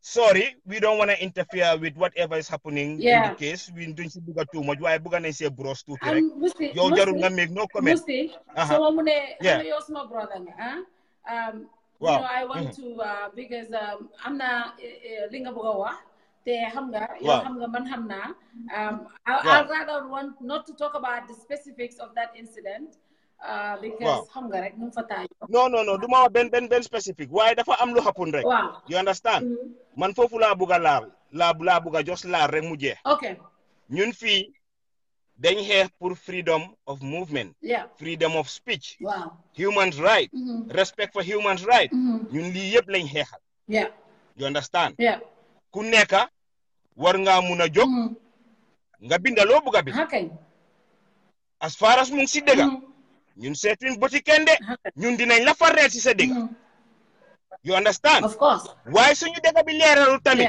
ñun leena lañ mun a xeex mooy naka lay mun a pousser ba dëgga feeñ waaw ñun dëgga bi rek la ñuy wóor dafa am lu xew xamaguñ lan mooy dëgga so ñun fuñ taxaw mooy bugga nañoo def lu nekk pour dëgga feeñ you understand I'm sorry UDP I'm not saying ne lii si man la jógee waaye nit ñi toog nañ ndax sos la ndax lan la Gambien gi moom gémmiñam lu nekk la waaw nit ñi toog nañ ne UDP ñu ngi si gannaaw media house di ko waxal si ron pour di ko push you understand bala ma rek de yow lii di pour sa tontu moo tax du ma wax turi media house bi sax Musti I want to come here because ñun ñëpp xam nañ what really the conversation is about but I think it will be very very very unfair very very very unfair to anybody ku wara indi that kind of analogy si situation bi xew nii because xam nga tam personally yow man you know me understand nga and this is not about me this is about the media house but li ma wax mooy pour wax ne xam nga tam you know sometimes in as much as man I tell people I don't even have to say those things on live but pour nit talk man I blatantly yesterday I got a call from somebody and munema wa guy ñu ne yow DP I'm like I was really upset and you know the person no yow sa right la sax su la neexee nga nekk UDP somebody ko xam ne is a common friend pour man ak yow is a common friend right because I expect that person right su ko nit waxee ne Fatou Touré lii ak lii I expect that person to know me too well pour mun a dëggal yéen xam nga nit boo ma ooyee sa xarit soo ma nekkee war a ma nekk sa nit suñ ma ne Musti jaabang lii you know I would say no that's not Musti because when you made that video I did not even say it a lot of people say hey Musti I'm like hey Musti is my brother you know Musti is you know the word I said Musti is crazy definitely whatever Musti feels like is right he will say it and I respect him for that I don't have grudge against anybody for saying because ku nekk dafa am no passé nañ foofu yeah daf ku nekk dafa am loo gëm ku nekk dafa am loo gëm ku nekk dafa am loo gëm and in as much as man just like man or any other person we all want lu nekk di dégga mu xew and that is what we want me loolu laa bëgg yow loolu nga bëgg that is the only way forward waaw ñun dëgg bi rek leen bëgg mu génn waaw so bala ma rek ma daaneel man fu ma meree mooy you understand UDP ñu bàyyi xel ñu bari man dañ ma dee wax ne man UDP la man dama ko dégg ba sonn man nga xam ne everyday ma génn xam nga yéen waxu leen foo leen bokk man everyday ma génn ne PPP bi ko see jooy waaye taxut ba tey ñu ne man UDP la because saa su ma gisee UDP si dëgga dama dee taxaw ma xeexal UDP dem sax APRC sax suñu amee dëgga man dama xeexal APRC man toogaluma fi benn you understand so ñu ne ku ñoo tam doma waaw ñu fekk la ngay soccoo eli xalel waaw musti ama solo bàyyi loolu waay bala ma rek de ku ñoo hanga dafa am yeena boys wow dañ dee comme they appear so intelligent why they don't calculate their moves you understand a man like Sedi Sidili or Sidi Sedili you understand kii dafa am voice ci UDP te moom du ñàkkane dégg na ruumo si ron ne nit ñaa ngi ngece man wax yooyu duma koy dunda man duma dee gom yooyu noonu man fekk tegaluloo ma evidence bi man duma even dunda si wax yooyu noonu ay parti bi moo nekk si gannaawam ay lii man dunduma yooyu man evidence soo ma ñëwee ne ma UDP ñooy pousse ñi man ne la indil ma evidence fan nga ko gisee lan nga wax man noonu laay waxee ni so man ku ma indil news yooyu su ma la tontoo rek da nga dee delluwaat sa news you understand waaye suñ tamee nit ki ba pare yow nga xam sa baat si UDP yow nga ñëw nga taal sa live caméra ñëw naan léegi nañ lañ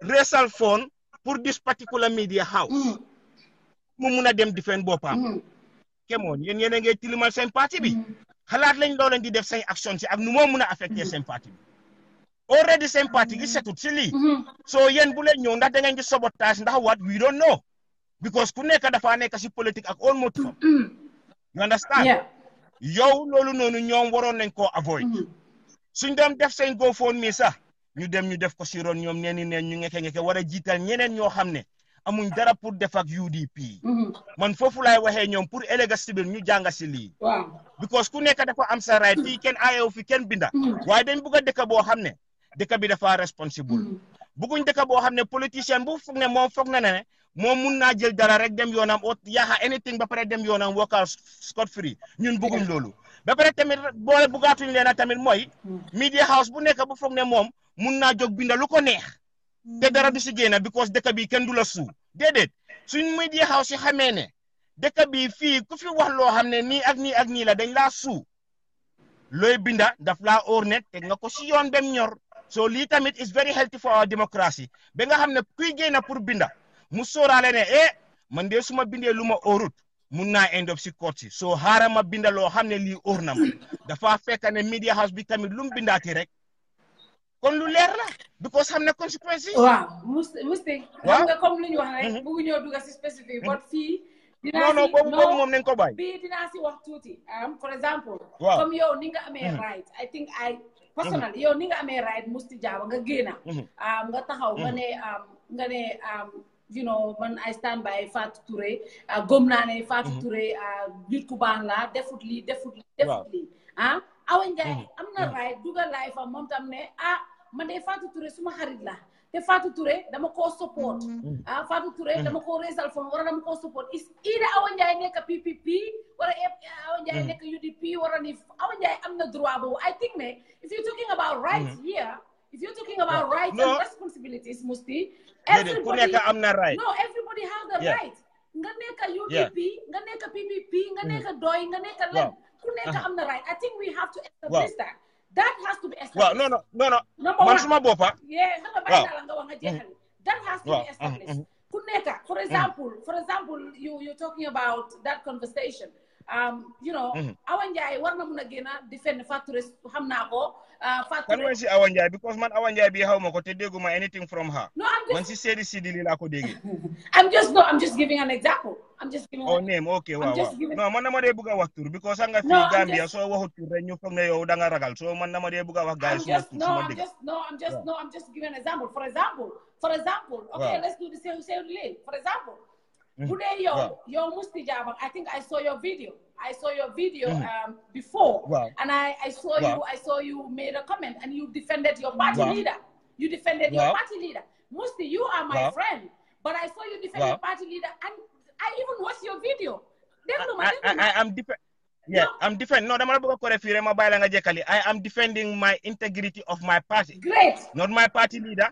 My party. Great. Let me. Because mom so gisee mu nekk fa suma party moo tax mu aga. Musti, hanga yow wax nga ba pare maa ngi laa déglu. This is a conversation. You came on and you defended whoever you want to defend. And I have so much respect because lolu moy tolerance. That is tolerance. I listened to you. I watched you. In fact, I came on with my name and I watched you. And you defended whatever you believed in to the max, right? And no one criticized you. So many people commented, people defended you, and people said that. So, for example, if Sehu Sedili comes out and make a video, right, to defend Kerr Fatou or Fatou Touré, I don't know who he was defending. I think he is in his right. It doesn't matter. What people say is not what matters here. You know what matters? You have the right to defend. And Sehu Sedili also has a right to defend. I think that is very clear. Just like anywhere. If we're talking about democracy, let me continue. If we're talking about democracy here, every single person has a right to defend, just like you did, just like you defend your party or the integrity of your party leader. Sehu Sedili also have the right to show solidarity to whoever he wants to. It doesn't matter. It doesn't matter. Sehu Sedili, because you don't know what Musti, PPP. So, you know, I think that argument doesn't hold water for me. So I think that argument does not hold water. I personally, I think it doesn't hold water because you are a militant of the PPP and you defended the integrity of your party leader. If this person also, who is also another party militant, I'm not right pour defend somebody, show solidarity, show solidarity with a person is within his or her right. I think that needs to be clear, Misty. But you took that too personal because you're not because Musti, I think you're too smart for that. It should not be about that. Don't you think so? Okay, harama wax la luma gëna dugal si life bobu non. Yeah. Te dama ko achieve. You understand? Luma gëna dugal si life am bi moy won lan harama duga ma engage this dude pour ma gëné ay wax si gémmiñam. Motax ma duga fa. You understand? So mom dem na si life am bi because life bang fa batay mun ngeen ko rewind ngeen dégga ko. Dem na si life am bi be wax be pare ne Friday sax dinañ ko yóbbu si suñ UDP platform bi ñu dem ñu raise for funds be everything. Hanga fu ma waxe. So lool nonu delo war nga ko to UDP te man lool la dom ut from him. No, it's true, man. I came for a mission. Duma ko no baken. Dama ñëw for a mission. I came with an agenda on that line. Musti, you came for a mission because as a PPP militant, you are determined. You are determined with every. Of course. You are determined to make sure the integrity of your party is intact. Oh my days. Right? I have to. You are determined for that, right? And then. Sehu Sedili, as an individual, as a brother, felt like, I know this little girl very well. We're from the same town. She's from the same village as me. This is her media house. I want to show solidarity. Man, the guy is in his right to show solidarity mostly. So, you know, for the thing is, everybody is looking out for their interests. You are looking out for your party interests. The guy is looking out for a sister. I think that has nothing to do with him being UDP. I disagree with you on that. So, totally. No. Hanga yo wax nga seen sister digante. Waaye man buma fa dem man xaw ma sa digante moom. You understand? You know, man luma xalaat mooy if you had checked moo tax bi ma déggee nga wax dama noppi rek because Hamulo, I am from the same town village with Sehu. He's like a brother. Sehu, I'm the right person. I'm just finding out that. I'm the right person. I'm just finding out that. Yeah, so you understand? So man, man. So what dama de wax ne say musti. Hanga lutax ma de wax nonu ah. Billahi politique da fay indi rero. Like yo hanga, you're my brother. You know, we engage each other and we communicate. Just recently, you have conversation about certain issues. You know, I have so much respect for you. You know that. I have so much. Same way here. I know you have the same for me. I know you have the same for me. And the thing is, I have, you know, when you made that video, right? One of my sisters called him, boy, musti. And I was like, musti, my friends, and musti lata mina regular. And I laughed about it because that is the truth. They push you. But I also want you to give the chance to others also. For example, if this is what Sehu believes, even Sunekutom Suma brother, if this is what he believes, the Fabuga show solidarity, he should have done that. Right? Yeah. Well, as citizen, I must have problem. Why man, come here journalist, no len de joge di def say investigative journalist. Yeah? Man tamit suma parti dafa am silum yëngu silum nekk so man dama am right tamit pour jog ma investigate so that investigation dafa in the press buttons. I might come and say things yoo xam ne xëy na teguma ko fenn and I'm fine with that. Wow. So Sehu Sidili waaw press na buttons sami bem delloo waat affaire si back to UDP ne mu ngi koo delloo ji waat si plateforme UDP bi on Friday muy tey ji so ñun tamit loolu res na suma case man loolu rek laa ñëwoon pour dégga you understand te jox na ma ko ko xam nag ban motif la am génneel politique dama la ñaan rek génneel politique si lii bilaay non ni foog loolu tamit parti leader génneel politique si lii ne billahi nañ de bàyyi process mu jël koosam I did not of course we are all man personally you know musti man personally man I don't even want to say that here but man personally man yudi kër PPP la judo man suma maam ci amani PPP la suma maam bi to wati jawara la so man suma family ñi ma xam jawara la but let's take politics out of this. Let's elevate the conversation. Let the process take place. Look how we right now it's in mungi am process we them go on. Let the process go on. You know, yo dega nga buga man dega la buga. My integrity is at stake. My business. Of course. Man biduma story but it's my business. It's my entity. I want the integrity of my business. My credibility is at stake. And I don't kid with that's where I make my money. That's where I might make my money. I might just kiss this job goodbye if my integrity is shaken. So for me, man ben political leader or a party jaraluma yoyu. So let's process move them on. Process is on. Of course. And I'm glad that there's a process going on. So let the process take its course. And at the end of the day, we will come back here and have this conversation. But meanwhile, let's take politics out of this. Let's have a healthy conversation. And, you know, as brothers and sisters, I think we should elevate. No life, don't know. We should elevate. We should elevate the discourse. You know, as politicians, one thing you want to argue. But let it not be about, you know, these things. Let it about issues. You know, deka bigambia from the sohla ñu ñep ñu indi suñ loxo. We should all bring things, our hands on deck. Man yalla xamne ne, you know, like I don't do these kind of things on social media. A lot of people will be surprised. But you know, I think I wanted to have a conversation with you because I did not want to even have it but once you started it, I should be able to say how I feel. I love you as a brother, and I love my job. I love my job. But what I want to do, what I will not also do, Musti, I will not put my career at stake. I will not. I have been in this job. Man, Bima Wate High School when I was 18 years. Sila door the microphone. Sila door the media. I was not Mansuma website, how was I not going to upload it? But I've been in the system for a minute and I know how these things work. The thing is, I will not put my life, my career. Man, Oma kuma de face salary 8 to 4. This is what I do for my family. This is what I do, but I'm not going to put that at stake. So I am happy that we're having this conversation, but I want this conversation to be handled in a different place because there's a process going on.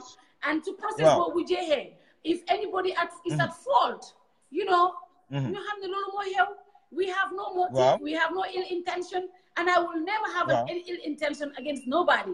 So that is what I want to assure you and every other person. But definitely, I love you. You know that you're my brother.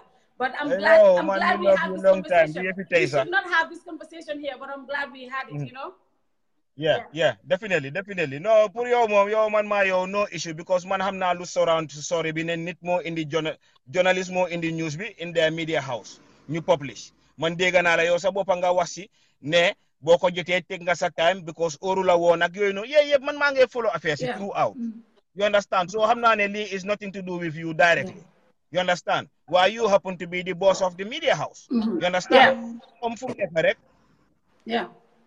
man suma party leader su demoon si def anything moom moo ko def parti bi santuñ ko loolu su fekkee ne loo xam ne la jubut because parti bi ñun si lu jub rek la ñoo jóg you understand waaw soo fii dama expect ne any party leader bu fi jóg mu def fi lu mu fi warut a def na parti bi te na taxaw distance seen bopp away from that party leader you understand media house ku jóg def fi dara loo xam ne waru koo def tamit nit ku nekk war naa taxaw fu mu war a taxaw suñ amee loolu rek suñ dëkk bi dafa easy ba bugg a dee ku nekk understand what is democracy is about you understand waaw waaye xam nga no politique si Gambia gi ñun demaguñ de no Mr. development gis nga I expected somebody like you right because it's a conversation and you always bring issues you discuss issues that are fruitful and I expect you to be a leader in that you know it's time for all of us to elevate the conversation. The conversation needs to be elevated. We cannot argue about these things. Let's argue about the real issues, things that would affect our people. Musti, so they may see paracetamol sa amut. Musti, you go right now, pharmacy, they're having issues. Now it be down. Ngelaw be there again and then you send corrugating. Like those things, how can we help our people? Man, that's the kind of conversations I want to have. Yes, this thing happened now. Man, if you know me, I am not the person who likes drama. I am not the person. If you know me and follow my history. Until we must set up a small media house be. Musulot talk. Ngane Fatou Touré dega na ko si drama. We must set up a small media house. Dinga this way. Why before that musulot talk dega ma si drama on social media. So, you know, I'm not that kind of person. So this is my job. And in doing my job, I promote my platform and I do all the stuff. So, but I, you know, in having these conversations, I like to elevate the conversation. But you know, like anything I say or I do can be used against me in a court of law. So I don't know even if my brother is trying to set me up. No. Man duma la set up. Never. Man duma yëngu si yooyu. No, thank you. No, I'm dama la tooñ.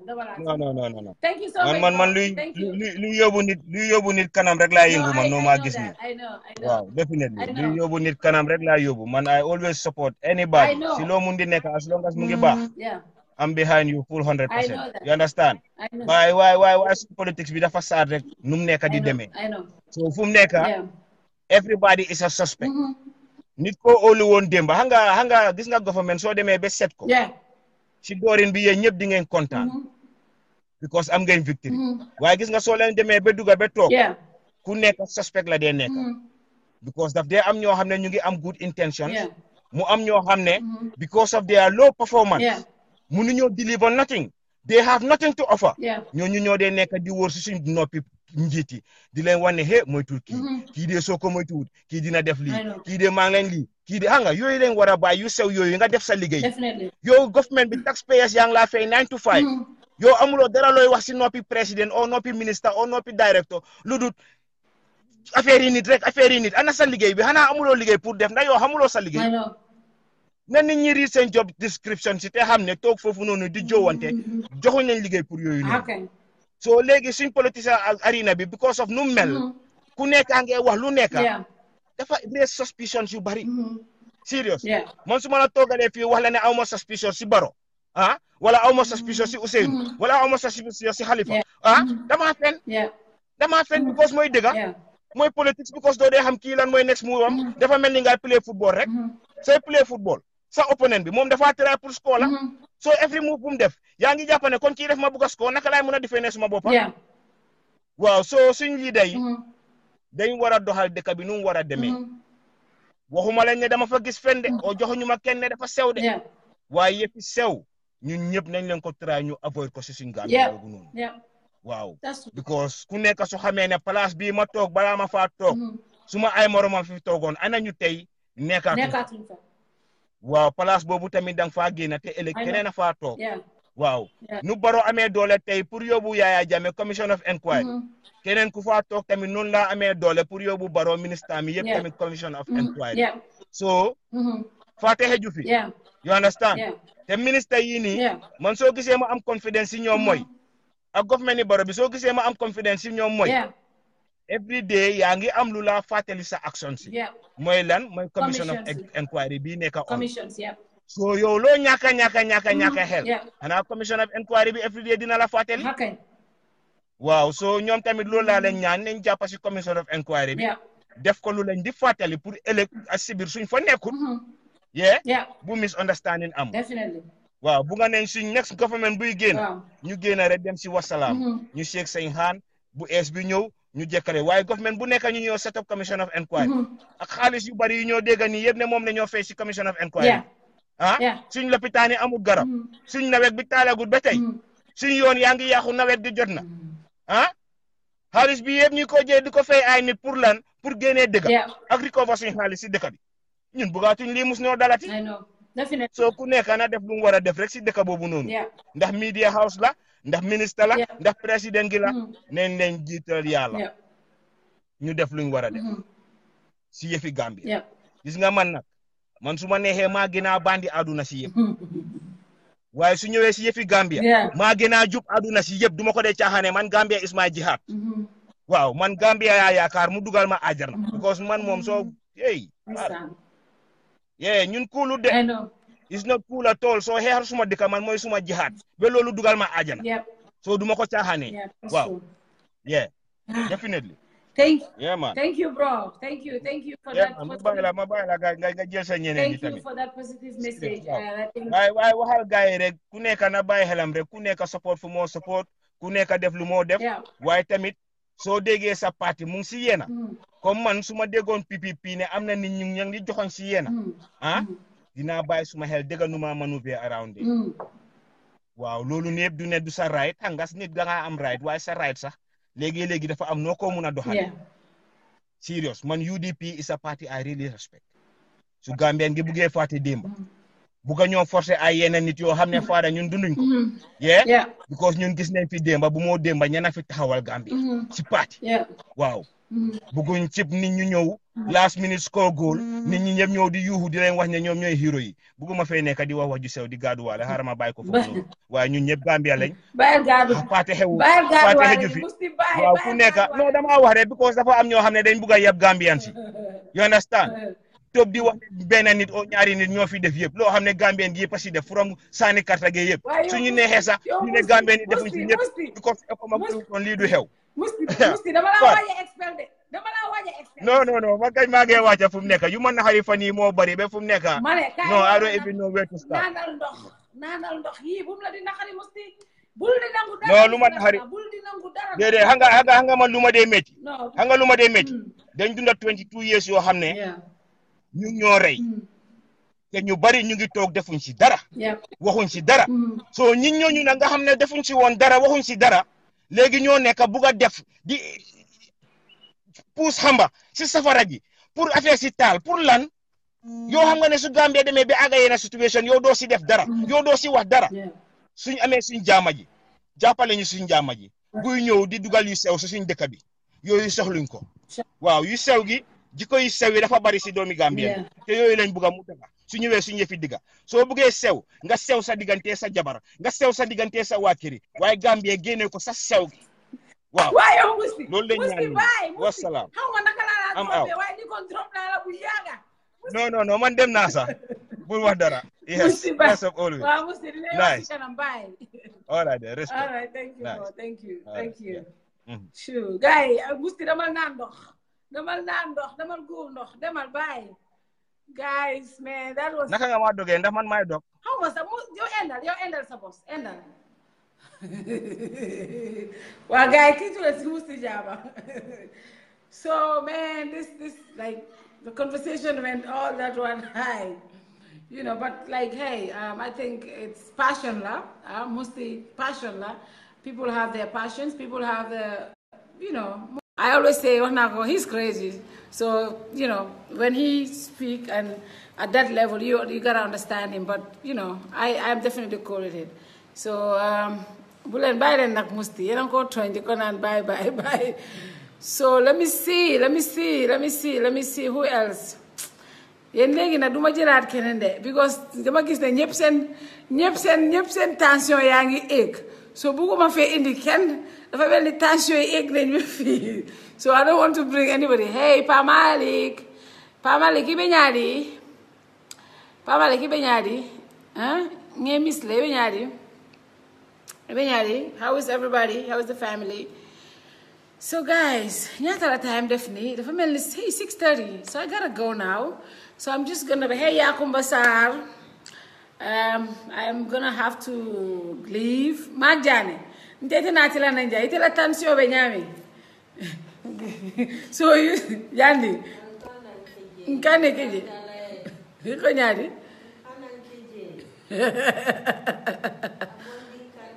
Ngabondika, bari make kande. Ika fini ma finti ite ifo nyadi le. Imam finti de. No, Empress. Currently, okay. All right, Pa Malik, enjoy your stay. Ana suma yumpany, Anna camera, Anna conversation be for them this high. From the phone, watch attention. We go Damar, I miss you too, bro. I mean, I miss you so much. You know. Empress buma indil problem kanam dundi problem okono. Call me call me please. I try to get you. Yo Jojo mba yang si deka be call loma. Jojo merena la de. Shoot anakon yang si deka be call loma. So let me see. Manini uma ken fi kuma indil jafe. Haram indi surahata just for 2 minutes rek. Surahata we're talking about Gambia, no politics, no nothing. No politics or do karenge dan yeah. Surahata, no politics.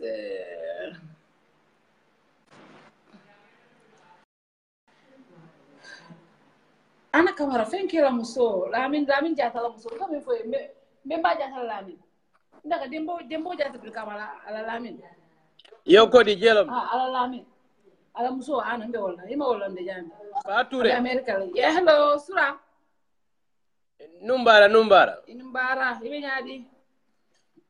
Alhamdulillah. Muna ba kerindu. Mbela mwela. Well, ntelafta memfola wala nyinte. I hope people will not come here on your platform trying to discuss your court case with you. I'll be your lawyer, pro bono, and I don't want anybody to discuss this with you in Facebook Live. Because the accuser and his party, they've been in a coma for 22 years. Thanks to President Barrow, they are alive today, but they will not use you as a tube feeding to survive. That's it. My next thing, what I want to say is about the party structures. Yeah. APRC, they are broke. They don't have no money. That's why Yajam is dictating everything. That's why Yajam is dictating them. Yeah. They're solely depending on Yajam's money, the money that Yajam stole from the Gambians. Yeah. That's the money they're still using. We should not accept those kind of stuff. It's a dead political party because they are broke. All those leaders, you firing Mr. Jaju today, tomorrow you hire Mr. Sonko. Who do that in Africa? Yeah. This only Gambia. This happening only in Gambia. They are dead party. So that's all I want to say. He can hire Fabakar Tombonjara tomorrow. Next week, fire Tombonjara, hire Rambo, and hire Bu Jaju, all those people. We don't care. But they're still using taxpayers' money. How do you know that they're using taxpayers' money? How do you know that? How many millions Yajam stole from us? And the man is still making international phone call to these crooks in Gambia. That's wrong. We should not even entertain that. I really enjoyed the program between you and Mr. Bo Jaju. Bo Jaju is a very smart guy. You know, yaro nima molong kana joy. nene malon ko nyim kewal a smart tende but ya useless e pareta ya dom yo la kala very very smart guy kunu ngala diamo nyim be la moyle malon nu I always talk shit about him but yes Bo Jaji, I always talk shit about him. He's a very very very smart guy. I hope APRC will take him back to be a leader because the rest they will have a problem. But they expelled him already. They expelled him. Well, he can go and form his own political party, and I know 80% of APRC militant will follow him. That's what Afana because the rest. That's what he said. Oh yeah, I know because he's a very smart guy. He's a very very smart guy. So he's gonna make his own political party, and you know what? We're gonna see what's gonna happen. That's an interesting take. That's an interesting take. I hope he wants to be back at the APRC. I hope they can figure out things and get him back at the APRC party because he believes in the party and he says he loves the former president and then he considers himself APRC up to now. So yeah, as a good citizen, if you think what the other political party they are not running with your agenda, you know what, go and form your own political party, not a rebel, not a gang of thieves and gang of rebels. No. Yes, we don't want the gang of thieves and rebels. These other people, that's how they are operating. They are firing here. They are all power hungry. This man is out of Gambia. He's not in Gambia anymore. He's fired. Wallahi, may God forbid, even if that man kicked the bucket today, his dead body is not going to come no. I mean, Wallahi billah, it happens. It happens before to Mr. Balde in Basse. It happens. We're going to do the same thing to this man. You cannot be outside. You cannot be exiled. You're still making international phone calls, conference call, dictating people. Fark ngo ni be kala banku din kendo ke banku din kendoti. Ndere kala banku din kendo den party leader do ka fa be yede bay already you are in exile. Ika ko mole ko ha etela nyande kala leader di bi ikendo fire be ndo hire be ndo fire. For what? Yeah. Ngi be nyande banku din kende yal ten le ya jamela. APRC ko ni membel la meka wantin sa faale na lafta ala patio ali balu. Ale sembo so ko rek because ngala ngo sembendi mbala hansay na lafta ale balu albadikla internationally aleta radio ali afako Yaya Jammeh Zainab Jammeh you are expelled from APRC from today and we have a new leader. If APRC do that, Fatou, you'll be surprised. They will become more powerful and more powerful. So Suraka, but you can't fana patio, you can't patio fana iko mbonga alfana na patio kuma foi. Ya je you can't fana patio.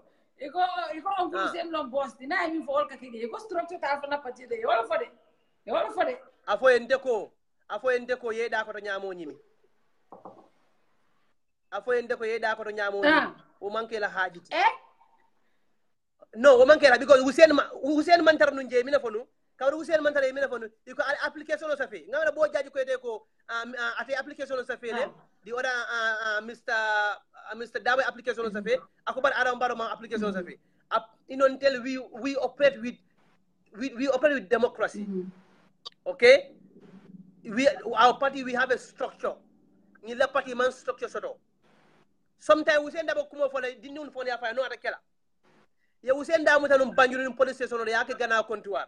Ala mol wulta boy sol wude ko no atakela. We send down no mbelu wal ka ko ikay no atakela. Okay? We send down the sono make some that mol ya fa atakela adu atakela wala nyama. So ni mobe exile ataka fa ni modo le ko ala kita mo yanda banku din kende ala mo you know what ite ka fo moy ko ala meke mansati 99 years foyta man dingo soto foyta dingo fande kelo mansati ite do be kelo mansati mo man be duwala le dimbale ka fa ko ndeketa men ala man dimbale wala tambintala bare Fatou de kere men ala man Fatou de kele 100 years nte dum adu ntel be dana nyim bankola mbel den nyim bankola APRC ko na lafta le balu mol yal jibi ala sign ala jamba karo sign ko teke ala yajam expel fra ala patio kono ala expel j mo smartun bal kono le ngala ndol bal kono wol they have a problem but mo smartun bal kono le ala yajam expel na ala expel aldo fonson nola mol bal la mistake ko ke kele mistake ko mol ke fix no ko teke but more no Fatou mbar ngibula fankan da kam fajam kunge ila case ning don't discuss with anybody. I'm gonna be your lawyer, pro bono lawyer for free. If anybody cannot handle that, please go and live in Kanilai. That's it. Thank you, Srata. Mark didn't invite la. Mark didn't invite la. Didn't invite la. No, Mark, no. Didn't invite la, Mark. No. Didn't invite la. So guys, I think feel I am no sona. From the need, I'm over what some maybe. We drink coffee. Done. Ever sino later. Okay. Hanin ka fa mole ran ka ne bulala sai ni te ngana ka cha.